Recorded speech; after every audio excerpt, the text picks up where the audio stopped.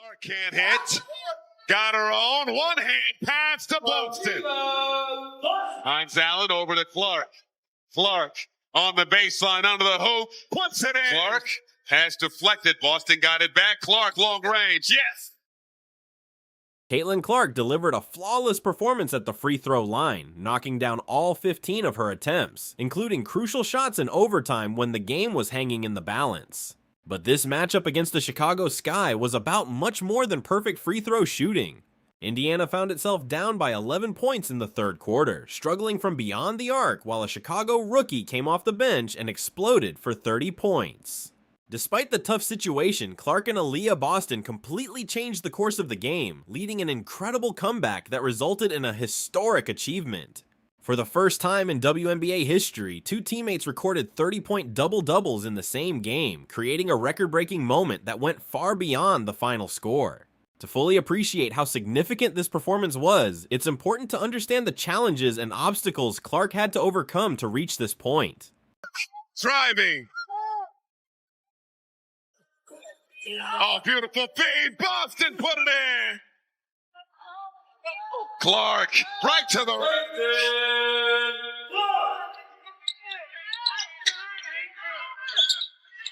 Clark fading away. Got the roll. 2025 season was expected to be Caitlin Clark's breakout year, but injuries changed everything. After appearing in only 13 games, her season came to an early end, leaving fans disappointed and many questions unanswered. When the 2026 season arrived, the expectations were higher than ever. This wasn't just another campaign, it was her chance to prove herself all over again. The start wasn't ideal, as Indiana lost its season opener and critics quickly began questioning the team. However, Clark responded in a big way. She led Indiana to its first road victory of the season with a dominant performance against the Los Angeles Sparks, showing exactly why so many people believed in her talent. She followed that up with another impressive outing against Seattle, recording 21 points, 10 assists, and 7 rebounds in only 23 minutes before head coach Stephanie White took her out of the game. Clark was on pace for a triple-double, but her night ended early. Even so, the performance was historic, giving her 12 career games with at least 20 points and 10 assists, the most by any player in WNBA history. No player in league history had reached that milestone before. Soon after, Clark suffered a back injury during a home game against Golden State, creating concern throughout the fan base. However, she returned and played so well that the game was effectively decided early, showing that the injury had not affected her performance. But the rematch on the road against Golden State raised new questions. At a critical moment, Clark stood completely open with her hands ready for the ball, yet the pass never came. Indiana went on to lose by just 2 points, and frustrations began to grow. The situation became even worse during a road game against the expansion Portland Fire, a matchup many expected the Fever to win comfortably. Instead, it turned into one of their most disappointing performances of the season. With about 6.5 minutes remaining in the first quarter and Indiana holding the lead, head coach Stephanie White made the surprising decision to take Clark, Aaliyah Boston, and Lexi Hull out of the game at the same time. The momentum immediately shifted, and by the end of the quarter, Portland had built a 29-15 advantage. Indiana never managed to recover from that early collapse, and the loss sparked major criticism and debate across the WNBA world. Indiana ended up losing by 16 points, and Clark's night was cut short after she picked up her 5th foul, finishing with only 22 minutes on the court. Emotions were running high, and cameras captured a tense moment between Clark and head coach Stephanie White on the sideline. The two appeared to exchange words before White called Raven Johnson over and immediately substituted Clark out of the game. The video spread rapidly across social media and quickly became one of the biggest stories in sports. Before long, media outlets everywhere were discussing the incident. Commentator Jason Whitlock even suggested that the Fever could consider moving Clark to the Los Angeles Sparks, criticizing White and claiming there was a serious divide within the team. Speculation grew quickly, with rumors suggesting Clark was frustrated with her role, unhappy with the coaching decisions, and dealing with problems behind the scenes. However, none of those claims were ever verified. Clark later questioned why the story continued to receive so much attention, while White firmly rejected the narratives surrounding the incident and described it as a normal coaching moment. Both made it clear that there was no conflict between them and that the situation had been blown far out of proportion. Both Clark and White are highly competitive and deeply committed to winning. But by then, the public narrative had already taken on a life of its own. While the outside noise continued to grow, Indiana still had to focus on the season. Unfortunately, the challenges were far from over. If the loss in Portland was difficult to accept, the matchup against the New York Liberty was even more painful. The Fever built a 12-point advantage and looked completely in control, moving the ball well, defending effectively, and playing with confidence. For much of the game, it seemed like they had finally found their rhythm. Then everything changed in the fourth quarter. New York surged back, broke down Indiana's defense, capitalized on key mistakes, and wiped out the entire lead. By the final buzzer, the Liberty had secured an 83-75 victory. The defeat triggered another wave of criticism, with many questioning Indiana's ability to finish games, wondering whether Clark could deliver in crucial moments, and arguing that the coaching staff was preventing a talented roster from reaching its full potential. Clark and White both shared the same goal, winning, but by that point, public opinion had already formed its own story. Despite the constant headlines and speculation, Indiana had no choice but to keep moving forward. What many didn't realize was that the toughest stretch was still ahead. After the disappointing loss in Portland, things got even worse against the New York Liberty. Indiana appeared to have everything under control, building a 12-point lead while playing some of its best basketball of the season. The team was executing well on offense, staying disciplined on defense, and controlling the pace of the game. It looked like a breakthrough performance was unfolding. Then the final quarter arrived and the momentum completely shifted. New York mounted a strong comeback, took advantage of Indiana's mistakes, and quickly erased the entire deficit. When the game ended, the Fever walked away with an 83-75 loss. The result brought another round of criticism. As doubts grew about the team's ability to close out games, questions surfaced about Clark's performances in key moments, and many fans blamed the coaching staff for not getting the most out of a talented roster. A packed crowd filled Gainbridge Fieldhouse, and Indiana wasted no time giving fans a reason to cheer.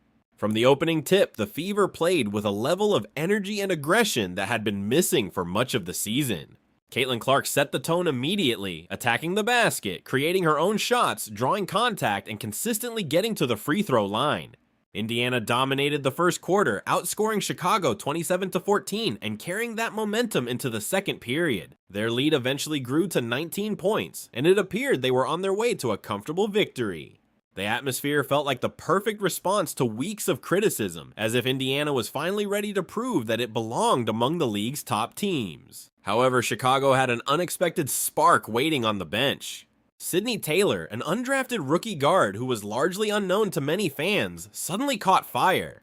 She started making shots from all over the floor and quickly became impossible to slow down. As her confidence grew, Chicago's momentum grew with it, and the Sky finished the first half with a powerful run that completely changed the direction of the game. Chicago ended the first half with a dominant 14-2 surge that completely changed the mood inside the arena. Indiana's once comfortable advantage had shrunk to just 6 points, with the Fever leading 46-40 at halftime.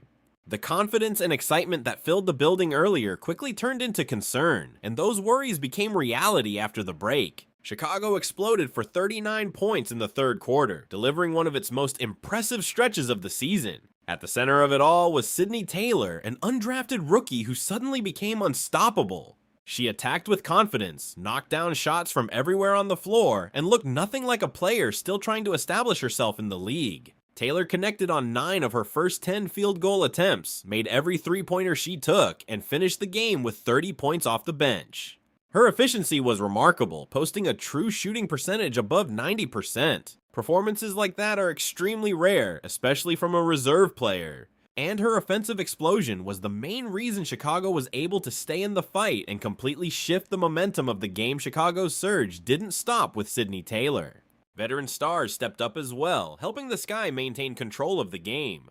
Skylar Diggins created scoring opportunities with her trademark skill and experience, while Alyssa Thomas dominated the offensive boards, repeatedly giving Chicago extra possessions that Indiana struggled to stop. Before long, the Sky had turned an Indiana lead into an 11-point advantage of their own. For Fever fans, the situation felt painfully familiar. It looked like another game slipping away after a strong start. Much like the collapse against New York, the frustration on the court was obvious, and emotions continued to rise when both Caitlin Clark and Stephanie White were assessed technical fouls within minutes of each other. The pressure, the recent criticism, and the sudden momentum swing had clearly created a tense atmosphere. Indiana entered the fourth quarter trailing and searching for answers. However, this time the Fever responded differently. Instead of falling apart, they fought back with their best basketball of the night. Indiana dominated the final period, outscoring Chicago 25-9 and completely reversing the momentum. It was the type of response that showed growth, resilience, and a level of composure that had been questioned after previous losses. As the game reached its most important moments, Clark took control and helped lead a comeback that proved this team was no longer the same group that had struggled to finish games earlier in the season, with her outside shot not falling consistently. Caitlin Clark changed her approach and attacked the basket relentlessly. Instead of settling for three-point, she drove into the paint, forced defenders into difficult positions, drew contact, and kept earning trips to the free throw line. Each time she stepped to the stripe, she delivered. At the same time, Aliyah Boston took over inside, using her strength and determination to dominate Chicago's front court. Indiana slowly chipped away at the deficit, cutting it from 11 points to 8, then 5, then 3. As the comeback gained momentum, the energy inside Gainbridge Fieldhouse returned. More than 15,000 fans could feel the game shifting in Indiana's favor. With just 18 seconds remaining, Clark calmly knocked down 2 crucial free throws to extend the Fever's lead to 5 points, making it seem as though the comeback was complete. But the drama was far from over. On the ensuing inbound play, Indiana committed a costly turnover with only 5.1 seconds left. Skylar Diggins quickly grabbed the loose ball, took a couple of dribbles, and launched a deep three-pointer. As the shot traveled through the air, the entire arena froze. When it dropped through the net, the score was suddenly tied at 98, forcing overtime. Moments earlier, Indiana appeared to have secured the victory. Now they were heading into an extra period against a Chicago team that had just been given new life at the last possible moment. Chicago entered overtime fueled by the momentum of an incredible comeback. The kind of sequence that often leaves opponents shaken. Many teams would have struggled to recover after watching a late lead disappear in such dramatic fashion. Caitlin Clark, however, responded in a completely different way. With her three-point shot failing to fall throughout the game, connecting on just 1 of 6 attempts from deep, she adjusted her strategy and focused on attacking the basket. Every drive created pressure on Chicago's defense, leading to more trips to the free throw line. When the biggest moments arrived, Clark was flawless. She stepped to the line 15 times and converted every single attempt, finishing a perfect 15 for 15. There were no misses, no hesitation, and no signs of pressure despite the game hanging in the balance and the crowd locked into every possession. Her performance placed her among a very small group of players in WNBA history to make 100% of their free throws on 15 or more attempts in a game, joining names such as Elena Del Don, who achieved the feat twice. Along with Whitney Sykes and Angel McCoughtry, Clark delivered the kind of performance that belongs alongside some of the league's most memorable displays of composure and efficiency under pressure. Performances like that don't happen by chance, especially when they place a player alongside some of the greatest names in league history.